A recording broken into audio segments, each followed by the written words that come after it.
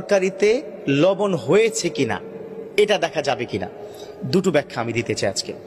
খুব স্পষ্ট করে শুনতে হবে মা বোনরা, মাশাআল্লাহ। আসলে এই ধরনের প্রবলেম কিন্তু আমাদের হয়। তবে তার আগে পুরুষদেরকে অ্যাডভাইস দেব, মাহে রমজানের রোজা শুধুমাত্র আপনার জন্য তেমনটি নয়, আপনার স্ত্রীর জন্য কিন্তু রোজা। আপনি যদি জিহ্বায় চেক না করতে পারেন আপনার স্ত্রী করবে কি করে, এটা বুঝতে হবে আপনাদেরকে। আমরা কিন্তু খুব কঠিন হয়ে যাই।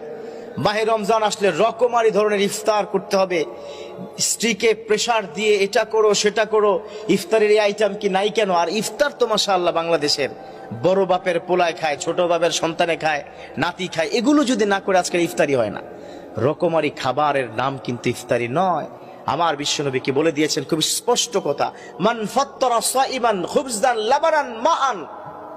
যে ব্যক্তি রমজানের এই মাসে কোন একজন ইফতারকারীকে, রোজাদারকে ইফতার করায় একটা খেজুর দিয়ে, একটুখানি দুধ, এক ঢোক দুধ দিয়ে অথবা এক ঢোক পানি দিয়ে, সমপরিমাণ সওয়াব আল্লাহ পাক ওই ব্যক্তির আমল নামায় দিবে যিনি তাকে খাওয়াবেন। সুবহানাল্লাহ, কত চমৎকার বিধান।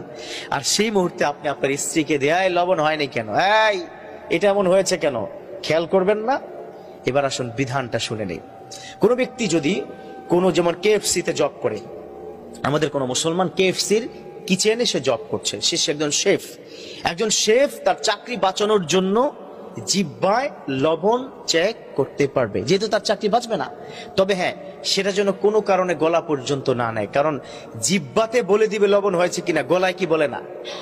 আপনি সাথে সাথে থুতু করে ফেলে দিবেন, প্রয়োজনে কুলি করে ফেলবেন।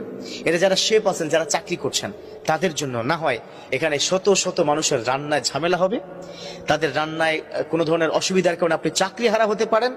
এরকম কোনো আশঙ্কা বা ভয় থাকলে ডেফিনেটলি আপনি জিহ্বার টেস্টটা করতে পারবেন। এবার আসুন, কোনো বোন বা তার স্বামী যদি এরকম করে, আচ্ছা না, অনেক পুরুষরা ছাড় দিতে চায় না, এমন মানে কি বলবো, আসলে বলতে হচ্ছে শব্দটা, কুলাঙ্গার অনেক পুরুষ আছে যে খাবার পর্যন্ত ছুঁড়ে ফেলে দেয়। হাউ ডেয়ার ইউ ম্যান, আল্লাহর নিয়ামত তুমি ছুঁড়ে ফেলছো, কার নিয়ামত তুমি ভক্ষণ করছো, কে দিয়েছে তোমাকে? ইন্নাল্লাহা ইয়ারযুকু মান ইয়াশাউ বিগাইরি হিসাব।